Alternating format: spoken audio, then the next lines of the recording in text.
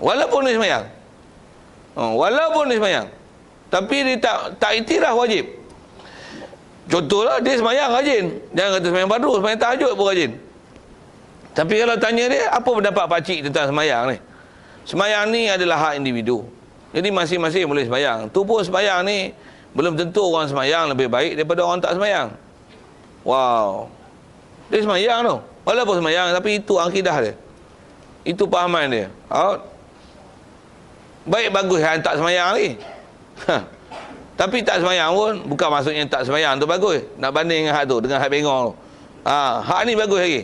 Walaupun dia tak semayang. Mana? Dia tak semayang, tapi tanya semayang wajib tak? Wajib semayang. Nak masuk neraka tak semayang. Berdosa besar tu. Itu tak semayang pasal apa? Susahlah. Harga barang naik. Mahal. Duit tak cukup cik. Jadi saya terpaksa kerja. Jadi saya tak kerja tak dapat duit. Bos pula cengih. Saya buat nanti kena buang kerja, gaji tak dapat. Apa saya nak makan? Memang wajib saya nak jadi orang baik. Kalau harga barang murah memang saya nak pergi masjid. Saya nak duduk masjid je kalau ada duit.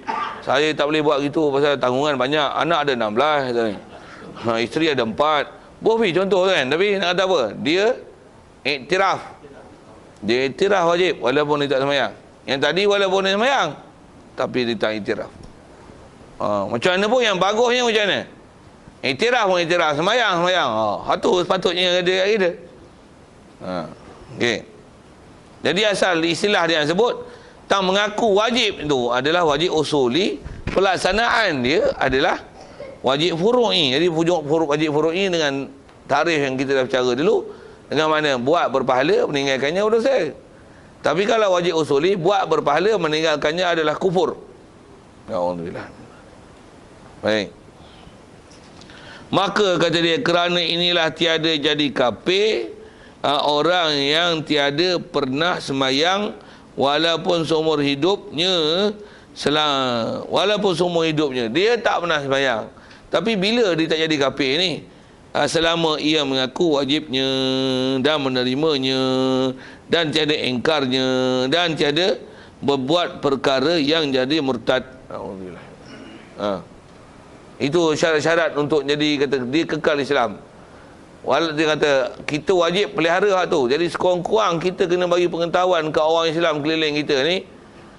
Kamu tak mau sembahyang, kamu berdosa, akhirat esok kena tanya, kena bersoal, memang berdosa, jangan tak tahu. Tapi sekurang-kurang status umat Islam, supaya nak kekalkan status Islam, jangan buat apa-apa murtad. Sembahyang taklah diiktiraf wajib, diakui wajib. Kamu tak sembahyang, kamu berdosa. Tapi sembahyang jangan dinafikan kewajipannya. Patutnya pernyataan tu mesti diberi.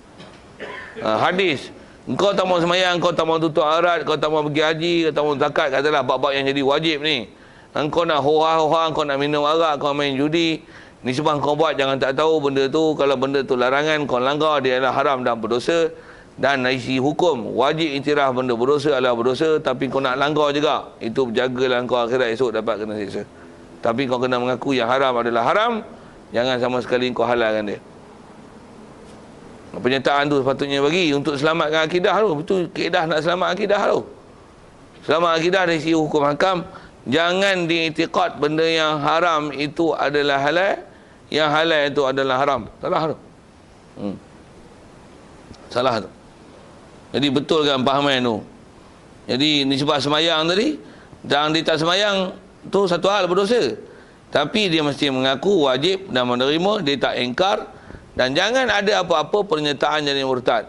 Tolak hadis murtad, bangkang hadis do'if, yang hadis do'if dia kata seolah-olah martabat hadis mardud, murtad. Benda yang Rasulullah tak pernah sebut, disebut. Dia kata yang tu Rasulullah sebut, pula tu mana-mana yang telah diijma' ulama', dia bangkang ijma' ulama', murtad.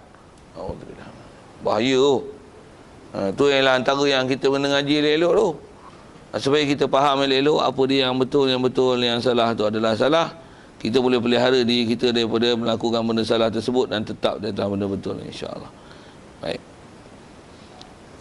Kemudian kata dia, maka nyata terang-teranglah orang yang berkata jadi kafir orang yang meninggalkan sembahyang dengan sengaja, padahal orang yang berkata itu ia mengaku bermazhab Syafi'i. Kau tanya dia mazhab apa? Aku mazhab Syafi'i. Orang tinggal sembahyang apa hukum? Kata dia orang tinggal sembahyang ni kafir.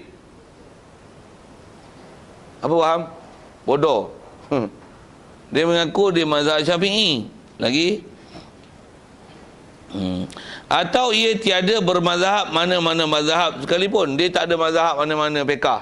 Tapi dia kata, siapa tinggal semayang, kafir. Kau tanya apa alasan? Kerana ada hadis. Oh, dia mazhab hadis lah ni. Dia tak ada mazhab Syafi'i, tak Hanafi, tak Maliki, tak ada mazhab. Jadi kalau tanya, apa siapa yang kata kafir? Pasal ada hadis, Rasulullah kata gini, man taraka salata muta'ammidan faqad kafara jiharan. Siapa-siapa tinggal semayang dengan sengaja, kafir lah, dengan terang-terang. Oh, tu ada hadis. Hadis Nabi mana boleh bangkang. Oh, saya mazhab ahli hadis. Okey tu? Tak okey ke? Bodoh. Siapa bodoh? Hadis Nabi ni, dia kalau kita nak ambil faham, dia tak boleh just one hadis. Mesti kena relate tengok hadis lain. Ada tak hadis lain yang menunjukkan bahawasanya orang tinggal semayang ni tak jadi kafir? Ada tak? Ada. Yang dengan apa yang kita dah belajar, dengan keputusan yang disebut oleh ulama siap-siap, memang orang meninggalkan semayang tak kafir. Itu dalam hadis itu sebut. Tanggungkan dalam hadis itu, kafir itu bukan kafir murtad, tapi kafir itu kafir nikmat. Nak tanggung kafir murtad boleh. Dia murtad ni bila? Jika dia tinggal dalam keadaan dia mengiktikadkan bahawasanya semayang tu tak wajib atas dia, baru jadi murtad. Ulama dah syarah, dah siap macam mana nak betulkan kondisi hadis itu, macam mana kaedah nak tanggung dia, nak ihtimal dia, supaya dengan apa maklumat yang dah terima berdasarkan apa yang telah disyarahkan oleh ulama-ulama fiqh baik, ulama-ulama akidah baik, supaya jadi betul macam mana syarahkan hadis itu tepat macam mana yang sepatutnya, supaya tak bercanggah dengan usul kaedah yang kita belajar ni, kaedah dalam akidah. Jangan sampai nanti dengan sebab hanya meninggalkan sembahyang dihukumkan murtad. Tidak. Usul asalnya adalah tidak jadi murtad orang yang walaupun dengan sengaja meninggalkan sembahyang. Dia cuma hukum berdosa besar, fasik, wajib taubat. Dari sisi hukum masih Islam, kalau mati pun ditanam dalam perkuburan Islam.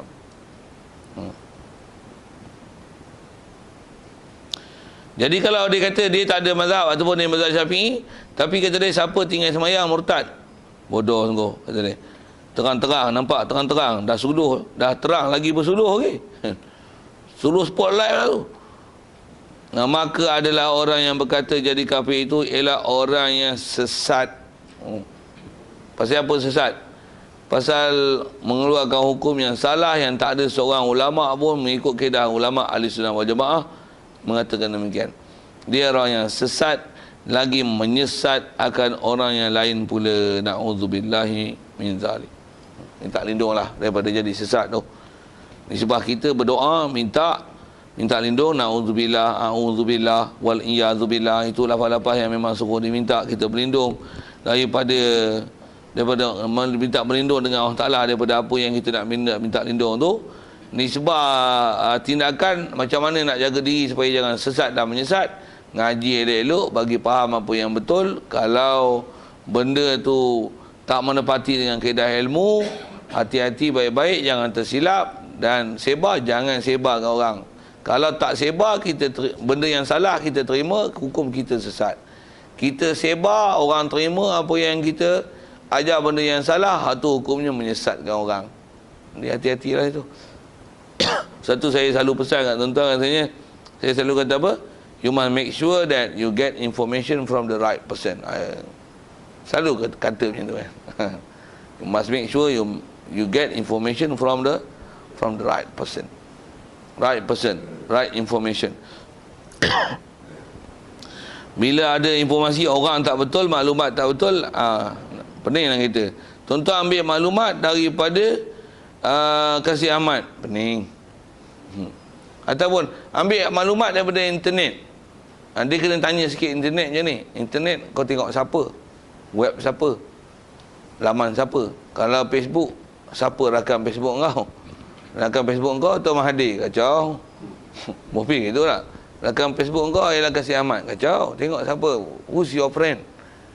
Kau ambil mana, laman mana. Kalau tengok YouTube ustaz siapa tu? Ustaz Ahmad Ruzani, tak apa. Kalau ustaz apa dia, macam-macam ustaz ada, macam-macam pening ada. Ustaz Rasul Dahri ada, memang masuk YouTube. Cuma nak kata semak tu, ambil mana-mana, siapa sumber. Saya ambil dalam buku. Buku siapa? Semua berbuku lah ni kan. Semua berbuku. Semua ada dalam YouTube. Semua ada dalam web. Semua ada blog. Semua ada apa. Semua ada. Semua masing-masing hujah masing-masing.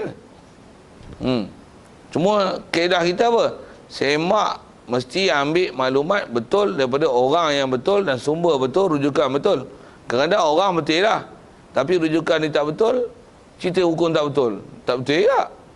Walaupun orang tu kalau ikut dia ni dalam bab akidah tak ada masalah, tapi ada juga silap macam tu. Ada tak? Lepas tu saya ngaji dulu pasal nak sebut tentang sesat menyesat tu. Hati-hati. Satu tak reti biar mengaku bodoh nak. Tak tahu, wallahualam. Sorry tak boleh jawab. Tak pernah dengar abang ni, tak pernah bahas pun. Dalam kitab pun tak saya nak jumpa. Nak jawab pakai kepala otak. Boleh proses ikut kepala otak, tapi takut silap lagi. Nanya pula. Wallahualam. Wallahualam. Biar mengaku tak tahu. Selagi mengaku tahu, jawab tak betul. Silap, salah besar. Istilahnya boleh sesat, menyesatkan orang. Semalam saya di telefon sikit dan sebut dan sesat tu kan. Ada orang Kuala Kangsar, dia kata saya anak murid ustaz juga ni, kata dia ngaji Masjid Ridwaniah Kuala Kangsar, kata dia. Nak tanya masalah sikit. Tapi masalah ni bukan masalah kahwin ustaz. Saya ngajar sana bab kahwin. Bukan masalah kahwin ni, tapi nak tanya bab sembahyang sikit. Macam ni ustaz, kalau katalah kita lambat main masjid, lepas tu kita angkat takbir. Kita angkat takbir je, contoh imam rokok. Imam rokok, kita rokok ustaz kan? Betul lah kata. Betul lah rokok, katalah kita memang tak ada tinggal rakaat apa, imam bagi salam, kita bagi salam mana? Ya ustaz, macam tu. Yalah. Betul, bila imam bagi salam, ada tak pendapat yang kata kita kena naik kembali untuk tambah satu rakaat disebabkan kita tak baca Fatihah tu? Dia kata tak ada lah, kita dah belajar betul lah tu hukum masbuk tu. Takbir ni dapat betul lah? Betul, memang dapat takbir elok-elok lah, dapat tomak ninah apa dengan rokok, dengan imam. Kaedah kita dalam mazhab Syafi'i gitulah. Tapi kata dia ada ustaz ni, dia kata tak payah ni. Dia kata tak dapat rakaat ni. Buat apa? Lepas salam kena naik. Tak naik batal sembahyang, kata dia. Pasal rakaat itu tak dikira kerana wajib baca Fatihah. Kerana berdasarkan hadis, la solata liman lam yaqra' bi Fatihatil kitab. Sedap hadis tu. Memang hadis. Itu tak jadi hukum sembahyang bagi siapa yang setiap rakaat dia tak baca dengan Fatihah kitab. Hadis tu. Memanglah hadis. Tak tengok ke hadis? Ada hadis lain gini. Tapi saya tak jawab lah kat dia pasal dia nak tulis payah kan. Saya kata ada hadis tak? Dia kata hadis-hadis saya nak sebut boleh. Tapi kata ini, tanya dia rujukan. Dia kata dia mazhab Syafi'i. Dia mazhab Syafi'i. Tanya dia rujukan. Tanya dia punya reference kat mana. Ada ustaz dia kata yang tu pendapat Imam Syafi'i qaul qadim katanya. Saya qaul qadim. Qaul qadim qaul jadid. Kita pernah belajar apa tu istilah kan? Kata-kata qaul qadim dan qaul jadid ni dia kena pakai qaul jadid. Qaul qadim tak boleh pakai, tu qaul dhaif. Tu ke ustaz? Tak apa. Saya dapat lah. Saya tahu nak akalkan dia lagu mana. Kata dia. Macam tu. Duduk kelahi tu. Orang pandai lagi pada ustaz tu. Ustaz yang ajar tu. Macam mana dia boleh ajar pelik-pelik. Pula tu benda tu istilahnya benda maklum tu. Kalau kita lah, kalau umum orang pergi masjid ni, bab masbuk muafiq takat tu, tu termasuk dalam common knowledge. Simply known among the Muslim, among the followers kan, among the believers. Bofi ya. Orang yang duk ikut Rasulullah ni, orang duk beriman dengan Rasulullah. Kita duk main masjid surau ni, hukum tu sedia maklum lah. Kalau orang tak biasa main masjid, memang dia bangga, dia bukan reti bab masbuk muafiq tu. Tapi kalau takat tu lah penyepahaman masbuk, orang faham. Tapi dia boleh cerita salah, gaduh pergi ambil qaul qadim tu buat apa? Kalau ada qaul qadim pun kena sebut lah, itu qaul dhaif, itu tak dipakai dalam mazhab Syafi'i. Sepatutnya bukan jawapan itu. Jawapan itu adalah salah. Tak mendapati pendapat yang paling sahih di kalangan ulama-ulama dalam mazhab Syafi'i. Sikit nak cerita tentang jagalah jangan sesat menyesatkan. Sesat menyesatkan. Ada soalan?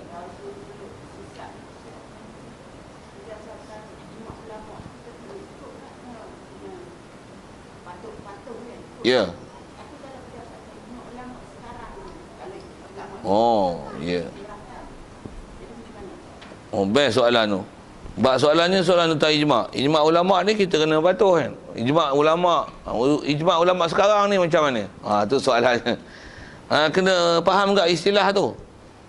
Pasal kaedah yang disebut oleh ulama' kalau kita mengaji ilmu usul fiqh, apa dia bahas. Istilah bila disebut ijma' ulama', Memang disebut ulama tau. Nah, ulama ni memang disebut umumnya ulama. Kena faham, tak dikatakan ijma' ulama', melainkan ulama' tu mesti ulama' mujtahid. Baru ulama' yang kesepakatan mereka dipanggil ijma'. Ulama' tu istilahnya ulama' mujtahid. Ulama' mujtahid ni ulama' yang macam Syafi'i, Hanafi, Maliki, Hambali. Kesepakatan mereka sahajalah yang diistilahkan ijma', yang membangkangnya adalah kufur. Jadi kalau istilahnya mereka dititlekan ulama', dengan sebab itu sekarang ni berlakulah ijma' ulama' sekarang. Tu bukan ulama'. Pasal apa? Pasal mereka dari segi status tak dipanggil mujtahid. Hatta ulama' yang dilabelkan sebagai ulama' dunia kali pun, mereka bukan ulama' yang masuk dalam ijma' ulama' itu. Siapa dia? Yusuf Al-Qaradawi. Nama tu selalu disebut lah. Macam mana pun saya nak sebut gini. Tak mana tentang status dia. Yusuf Al-Qaradawi dia bukan ulama' yang ulama' mujtahid, yang kalau katalah ada kesepakatan orang kepada dia dengan apa hukum yang dia keluarkan, tu tak dipanggil ijma' ulama'. Tak. Pasal apa? Pasal nak panggil ijma' mesti kesepakatan orang-orang yang dia punya level dia ulama' mujtahid. Harta Qaradawi pun dia bukan mujtahid. Bahkan kalau ditanya adakah dia mujaddid, yang tu pun orang tak apa nak mengaku, apatah lagi nak kata mujtahid.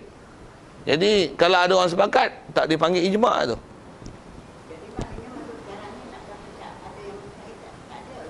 Ya, kalau isu yang semasa ni nak kata ijma', dia tak ijma', tak boleh kata ijma'.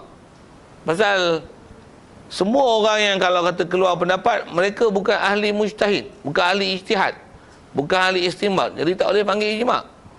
Itu panggil apa? Itu pendapat menyimak. Boleh gitu.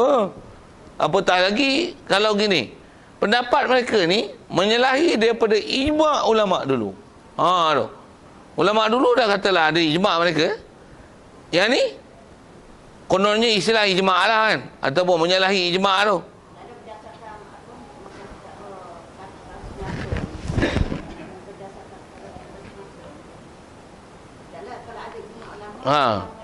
Kalau perkara semasa ni tak panggil ijma'.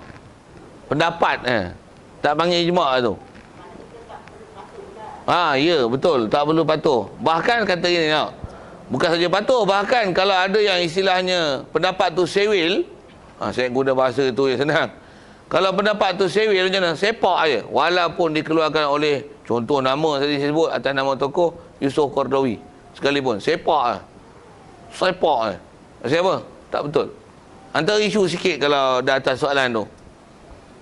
Dalam baru ni saya duk ngajar mana belah-belah Ipoh tu, dia orang duk kata saya tak ada TV nak tengok, tapi dia orang duk cerita dalam TV 9 apa kata dia, duk banyak sebut tentang wawancara, wacana lah, forum lah, apalah, tentang kebolehan menderma organ. Dulu pun bising dah waktu tu. Ni bising pula lagi kan. Dia kata boleh derma organ, nyo pendapat ulama gini, nyo kedah dia lah. Boleh derma organ. Macam tak ada orang bangkang pun. Macam tak ada orang bangkang pun. Yang cerita cara dalam TV tu lah kan. Pasal dipanggil panel semua kepala otak sama dengan dia. Tak adalah orang bangkang. Dia tak panggil aku bercakap. Aku tu, kita pun bukanlah ahli pakar rojok apa kan. Tapi kita nak cakap, takat kita punya pekah, kita duk tengok rojok ulama'-ulama' dulu Kita ulama' dulu bahas bab derma organ ni, kita cakap nak. Dengan siap reference nak sebut. Kalau dia panggil, saya sebut lah satu-satu kitab apa, juzuk apa, baris apa, boleh sebut tu, boleh pergi cari. Kan? Dia tak tanya pada ulama'-ulama' macam tu, dia panggil ulama' yang satu label dengan dia, satu kepala otak dengan dia. Tengok macam ya je, betul je. Boleh derma organ. Siap dengan ayat dia kata begini. Kalau tuan-tuan mati, mata tuan-tuan katalah boleh dimanfaatkan. Nanti takkan rugi, kata alangkah ruginya mata tuan-tuan hanya dimakan ulat berbanding dengan tuan-tuan wakafkan, wakafkan dia, dan apa tu istilahnya, wakaf lah, derma dengan organ itu. Jadi ada orang yang memakai, selagi mereka menggunakannya, maka tuan-tuan akan dapat pahala amal jariah dalam kubur. Okey tak? Sekali dengar macam mana? Betul kan? Betul. Ha.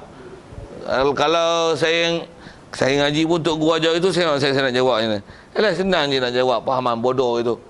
Ada pula amal jariah. Keedah kita nak amal jariah ni benda yang kita punya.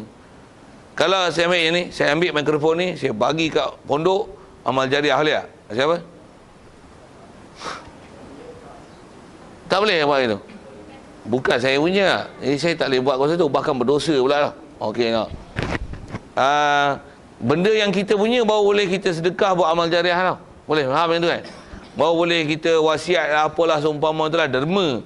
Nak derma, apa tarik atas nama derma wakaf, tu baru boleh amal jariah. Syarat mesti kita punya. Kita jumpa buahnya orang tepi jalan, pokok-pokok berkutip-kutip, kita derma wakaf, dapat amal jariah, macam tu boleh? Itu salah, itu ambil harta benda orang. Okey tak? Kita punya organ ni, benda ni kita punya. Jawab soalan satu, soalan mudah. Bulu kening siapa punya? Boleh tak cabut bulu kening?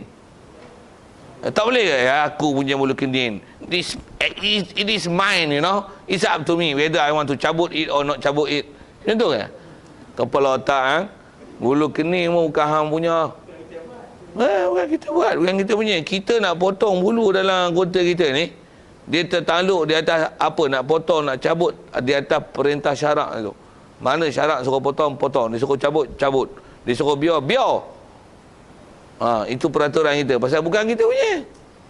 Ini bisa macam penapis teh panjang.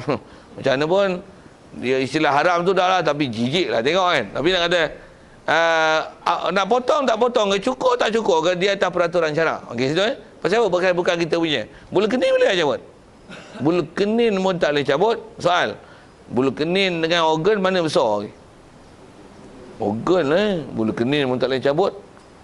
Mayat ni kalau kata kita mandi-mandikan dia, tengok ada rambut tercabut, rambut tercabut. Apa nak buat rambut tu? Boleh tak simpan buat kenangan? Boleh tak? Woi, rambut tu kapan sekali tu? Orang kapan bubuh sekali? Rambut dengan organ mana besar? Itu siapa punya pula tu? Itu kalau dia wasiat, sah wasiat? Itu boleh tak pakai wasiat dia? Pasal apa? Bukan dia punya. Kalau saya wasiat je ni, kalau saya mati Masjid Bangkul Batu ni buatlah sekolah pondok, boleh tak? Bukan saya punya. Dia orang buat tu pun dia orang bodoh, dia tak faham hak siapa. Kalau wasiat pun mana boleh wasiat? Kalau izin kali pun bukan hak dia. Izin benda hak kita, kita punya. Tapi dia ambil hukum antarabangsa. Itu masalah dia. Kepala otak dia, kepala otak antarabangsa, bukan kepala otak syarak. Kalau kepala otak syarak, dia akan ikut berdasarkan hukum syarak, dia akan jawab. Kepala otak dia, kepala otak hukum antarabangsa. Antarabangsa apa? Badan kita punya. Jadi hak kita untuk kita beri siapa? Badan kita, komponen kita. Tu yang boleh ya.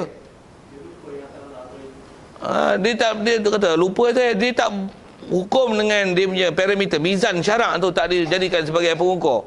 Tu jawab merepek tu. Kalau dia jawab dengan kata yang tu adalah milik orang Ta'ala, dia tak wani nak bagi hukum. Tapi dia faham milik kita. Sekali kalau saya sebut tentang milik kita tu, boleh tak lelaki kahwin lelaki, boleh tak? Kita belajar syarak mana boleh kan? Tapi pasal ikut antarabangsa yang bangsat tu, boh pergi tu. Antarabangsa yang bangsat apa? Dia kata human right, hak asasi manusia. Ikutlah kawan perempuan nak kahwin perempuan ke, perempuan nak kahwin lelaki ke, nak bebas agama ke, nak jadi Hindu ke, Buddha ke, human right. Cakap atas human right, mampulah, tak jawab dengan syarak. Kalau ikut jawab dengan hukum syarak, sekali lagi saya sebut tu human right, laki-laki, perempuan kahwin perempuan. Macam ni, adakah manusia ni bebas beragama mengikut agama mereka? Belajarlah itulah. Apa hukum yang sepatutnya dia kena ikut? Dia wajib masuk Islam, wajib usuli, wajib masuk Islam, tambah dah terima dakwah Islam, wajib masuk Islam. Orang Islam wajib kekalkan status dia agama Islam, ikut hukum syaraknya tu. Pasal orang Ta'ala hantar je Rasul, wajib beriman. Kalau orang ni Rasul memang tak ada, tapi ada waris Rasul, sampai seruan Islam, wajib masuk Islam. Tak ada pilihan lain. Sama ada masuk Islam ataupun jadi kafir zimmi, Ataupun pilihan ketiga, perang. Nak sebut peraturan yang ada. Cuma nak perang-perang ni, dia syarat mesti ada kerajaan, ada tentera, apa sebagainya lah.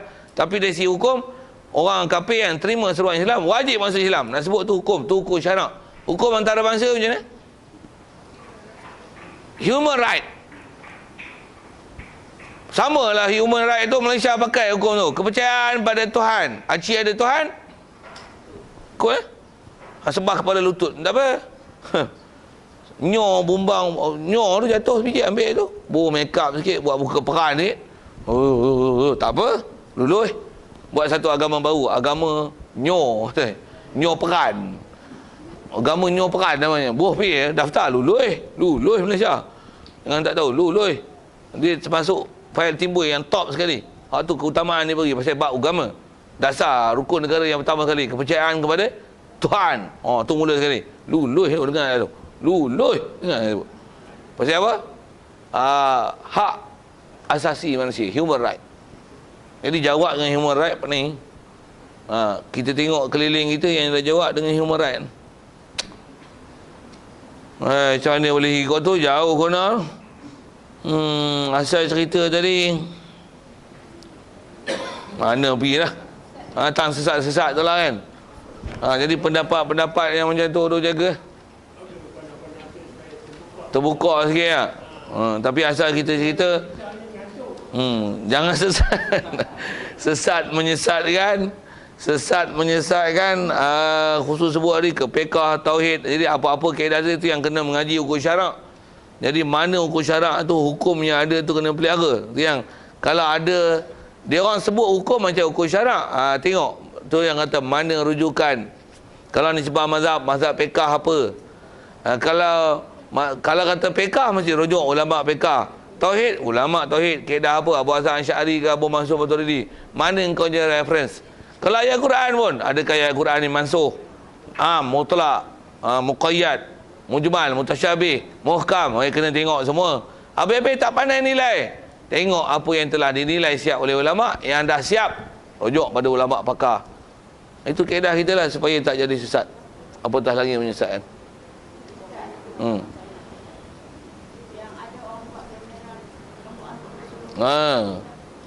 Rambut Rasulullah tu. Yes, bagus soalan tu.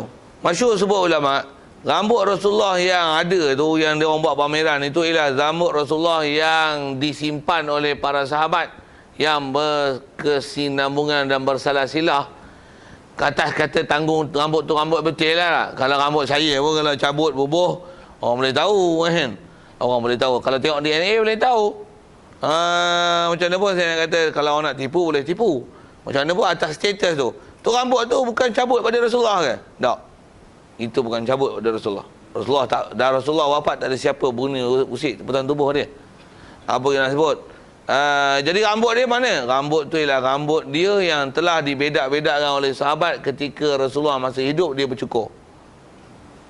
Rambut tu berapa lai rambut Rasulullah bila cukur sekali? Rasulullah, sahabat memang tabaruk dengan, istilahnya ambil berkat dengan Rasulullah. Rasulullah dia kalau berludah, kalau dia berludah ni, air ludah dia tak jatuh bawah, tak jatuh bumi tu, berebut. Satu kalau atas sebut ulama, bila air ludah berebut dengan Rasulullah wafat, betul? Bila Rasulullah wafat mesti dimandikan, betul? Kita belajar ada bab banyak. Bila mandi ni meruang lah apa dan sebagainya, mesti ada air yang meleleh, betul? Dengar saya sebut, dengar saya soal, pandai jawab. Agak-agak Rasulullah air mandi dia tu, agak-agak ada orang kutip tak? Jawab. Ada tak orang kutip? Ada. Tapi ada tak cerita orang kutip air mandi Rasulullah? Tak ada. Mengapa? Cuba jawab. Soalan bagus, soalan cepumas. Siapa yang ada friend dengan saya, kot dia baca artikel tu yang saya share, kalau jumpa lah. Cerita naik macam naik dalam Facebook je. Tak tahu jawapan. Air mandi Rasulullah ni, kalau ikut riwayat, air mandi Rasulullah semua naik ke langit. Tak ada setitik nitik ke bumi. Tak ada setitik nitik ke bumi.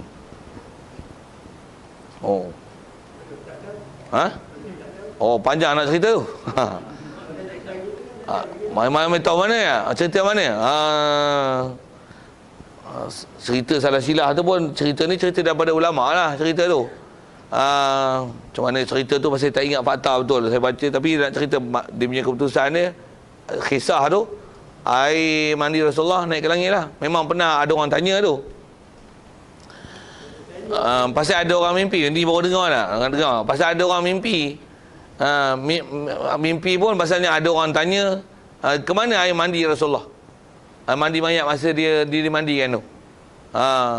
Kalau ikut kisah dia masa Allahumma salli ala Muhammad, lupa lah cerita tu. Masa Rasulullah dimandikan tu, ada sahabat yang mandikan. Antara yang mandi tu Sayyidina Ali ya. Ada yang tolong pegang lampu. Rasulullah tanam pagi meninggal. Tapi tak ingat ada yang pegang lampu tu dalam kisah tu. Lupalah saya. Tak sebut satu-satu cerita tu, tapi bukan mandi Rasulullah tu. Pasal dia pernah ditanya tentang mandi Tok Guru tu, satu hal cerita orang lain tu. Tapi mimpi tu mimpi jumpa Rasulullah. Pernah ada orang tanya, ya Rasulullah, engkau bila engkau mandi kan, air mandi engkau mayat kau tu macam mana? Dalam mimpi dia tu Rasulullah isyarat, kata dia, kalau kau nak tahu jawapan dia, jawablah, tanyalah pada orang yang pegang lampu masa duduk mandi tu, pegang lampu. Bangun pada tidur, tanya lah siapa dia ni main mana. Lepas tu tanya lah. Antara tu siapa nama ulama tu sebut, tak ingat saya. Saya banyak fakta-fakta cerita-cerita macam tu dia lambat ingat. Pada dulu mengaji dia sebut fakta sejarah tu dia payah ingat. Apa saya nak sebut. Jadi bila ditanya tu, dia yang maklum kan, kata dia, memang air mandi Rasulullah ni naik ke langit. Air mandi Rasulullah, jenazah Rasulullah tu. Waktu kata, mana kau tahu? Kalau kau nak tahu, yang dalam mimpi kau tu, yang pegang lampu tu aku lah. Kita kena tengok lain cerita tu. Kau nak cerita betul ya. Saya cerita macam tu, dia lambat sikit simpan. Kalau cerita hukum ni tak apa, memang saya ngaji tu. Tapi bab sejarah tu, dia slow sikit. Kita pun sejarah tak berminat. Tu baca gitu je lah. Macam mana pun saya sebut tu bab mandi lah. Macam mana pun nak cerita rambut asalnya rambut Rasulullah tu. Jadi rambut Rasulullah tu rambut yang dibedak masa Rasulullah bercukur tu lah. Masa dia tahlul, masa memang waktu dia bercukur, sahabat ambil semua.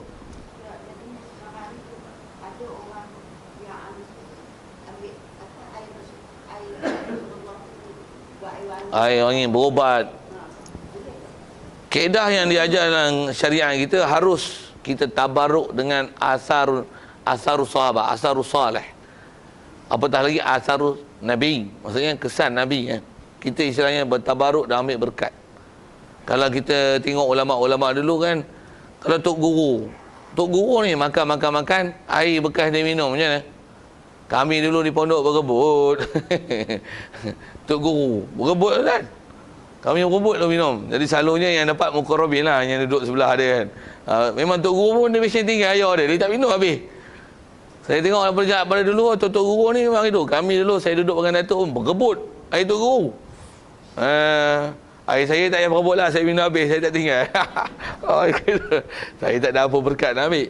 Apa saya cerita? Nak cari orang soleh. Orang soleh yang ternyata soleh dia. Kita tabaruk macam ni. Apatah lagi, itu adalah tabaruk dengan Rasulullah. Jadi dari segi hukum harus. Kalau ada orang lawan pun, yang lawan ni tahulah geng, boleh kenal geng mana? Geng mana? Wahabi. Geng Wahabi dia memang tu, pasal dia tak ada fahaman istilah mengambil berkat, tak ada. Dia tak ada istilah berkat-berkat. Tu yang Telaga Zamzam dulu kita boleh ambil kan. Nampak tak? Pasal banyak ingat orang buat benda-benda istilah ambil berkat dengan Telaga Zamzam dan sebagainya. Antaranya kalau geng-geng India ni, kalau pergi Mekah, tuan-tuan tahu dia buat apa? Dia beli kayu tu, kain tu, kain putih tu, kayu. Buat apa? Gendam celupnya dalam Telaga Zamzam tu. Waktu buat apa? Jemur. Kadang-kadang sampai 7 kali celup. Angkat. Jemur air kering, gulung, pergi rendam pula. Waktu buat apa? Dia balik ke negeri dia rendam kain tu dalam telaga dia. Pasal apa? Nak tabaruk air Zam-Zam. Sampai macam tu. Macam mana pun boleh ke? Dari sisi hukum harus. Air Zam-Zam pun kita bawa balik. Minum air Zam-Zam kan. Berebut-rebut beli mahal. Tak apa beli ke? Boleh beli.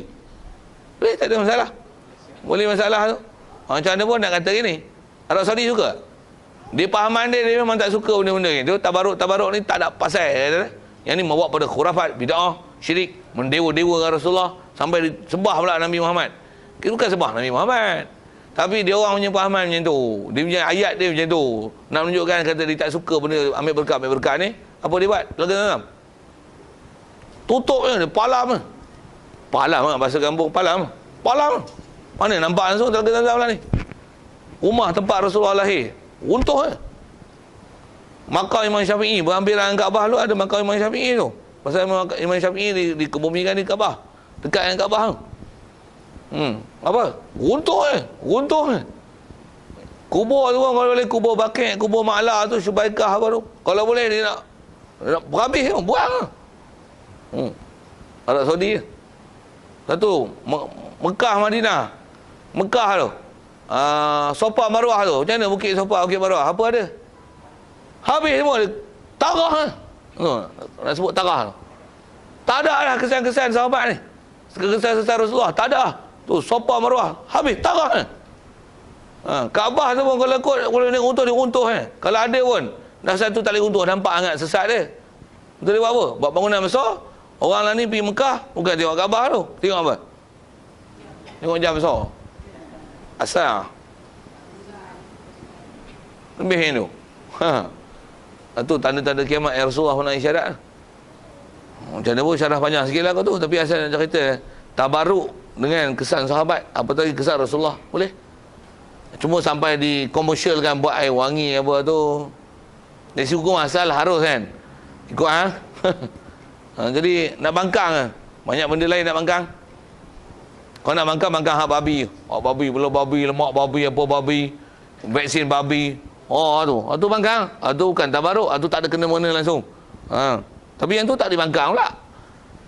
Tu tak dibangkang. Hak babi-babi tu tak bangkang. Hak Rasulullah ada istilah tabaruk dengan Rasulullah. Tu yang dibangkang teruk ni. Yang teruk. Itu. Ada lain sekitar tu. Memang nak tangguh tu. InsyaAllah kita sambung nanti soal apa makna iman. Iman pula dari segi definisi, rukun dan apa maksud yang nak ambil faham. Ada soal? Ya. Ya. Ulama mujtahidin. Ya.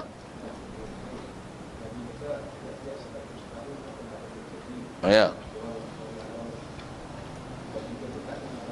Siapa dia? Ya.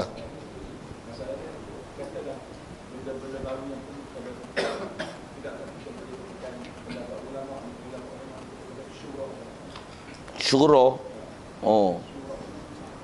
Baik, bagus soalan tu. Dia memang ada sebut likulli qarnin mujaddid.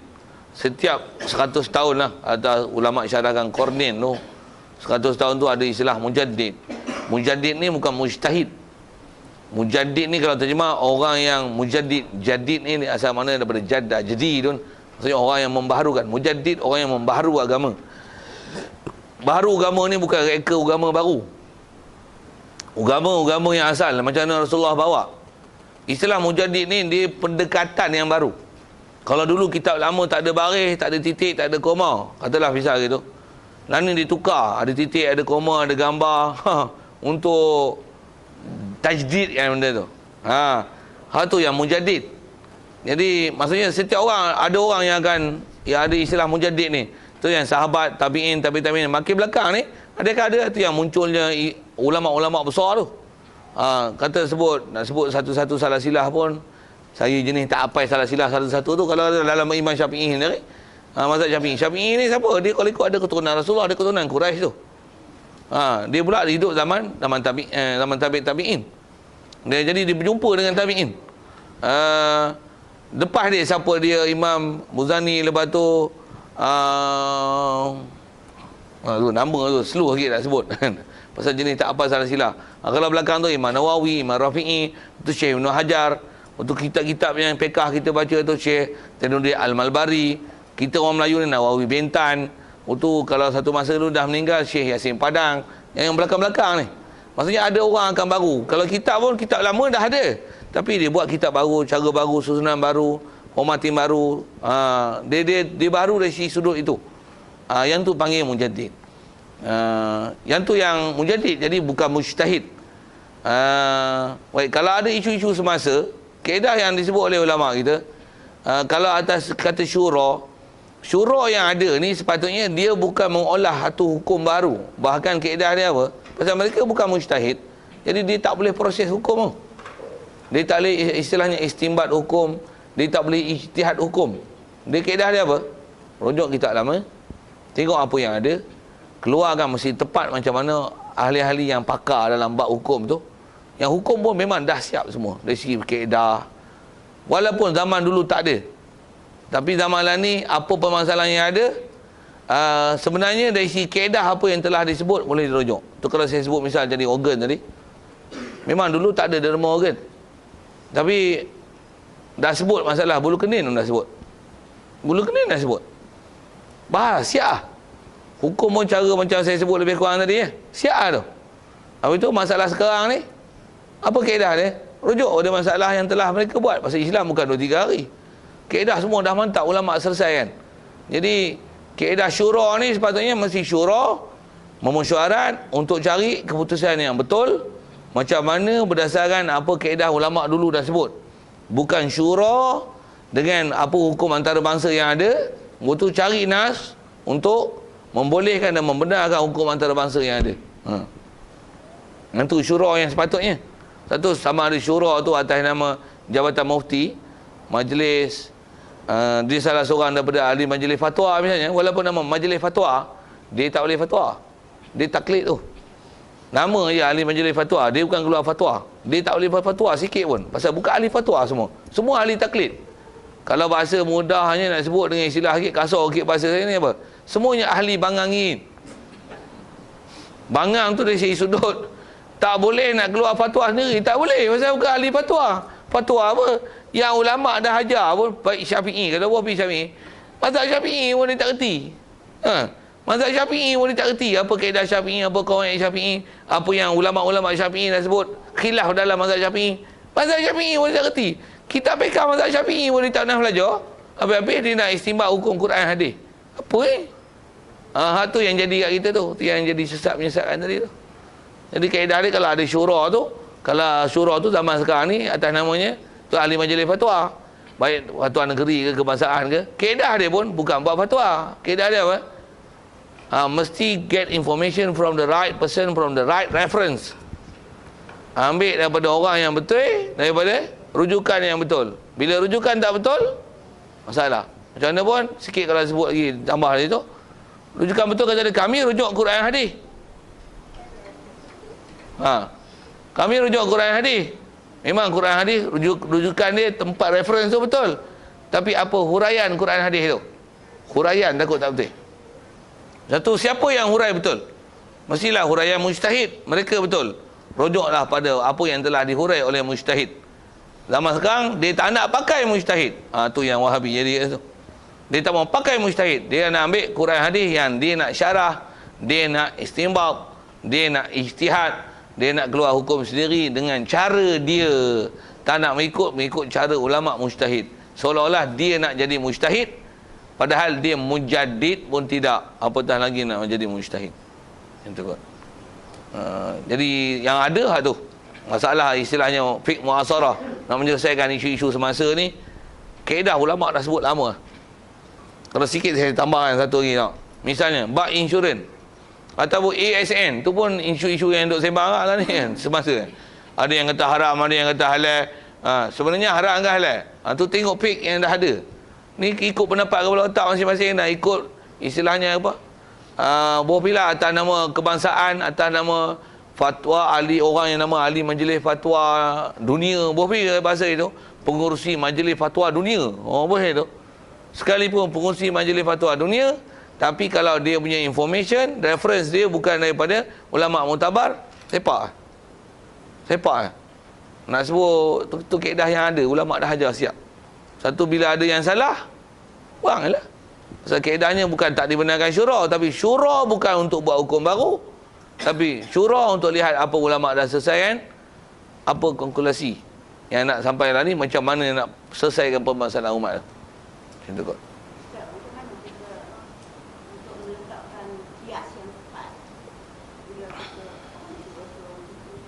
Macam mana nak letak kias tu? Kias ni dia kemahiran berfikir macam tu, dia pun yang tu pun nak kata gini tak? Dia kena cari ahli dia tak? Sekias ni bila sebut nak buat banding kan, dia kena ahli tak dalam bab tu. Kalau orang tak ahli, dia akan jadi kias pak pandai lah. Rasa saya pernah cerita pak pandai kan. Kias pak pandai macam mana? Ha? Saya buat misal. Pasal ramai ingat kias pak pandai, tambah ni. Kias pak pandai tu cukup banyak. Kalau saya sebut masalah organ tadi tu, macam dia boleh kias ke wakaf tu. Kalau tuan-tuan mati habis ulat makannya baik, tuan-tuan derma ke orang, jadi ada juga orang boleh menafaatkan dia. Bukankah itu berpahala jadi amal jariah? Macam? Tak betul, tak tepat awal lagi. Tak mana? Syarat. Tu. Tengok syarat, terms condition tu lah. Syarat untuk nama derma, wakaf, mestilah kita punya. Bukan kita punya, tak boleh nak derma. Yang kata wakaf derma pun tak boleh. Bila derma pun tak boleh, mana jadi amal jariah? Tak jadi amal jariah. Bahkan itu pun dah maksiat dah. Derma itu sendiri maksiat. Derma tu sendiri maksiat. Saya ambil mikrofon, saya derma kat pondok. Saya ambil tu maksiat dah. Tu baru kias betul. Jadi tengok fake betul. Dan bila fake betul ni, cari ahli fake betul ya. Bila cari ahli fake tak betul, masalah. Jadi kalau kata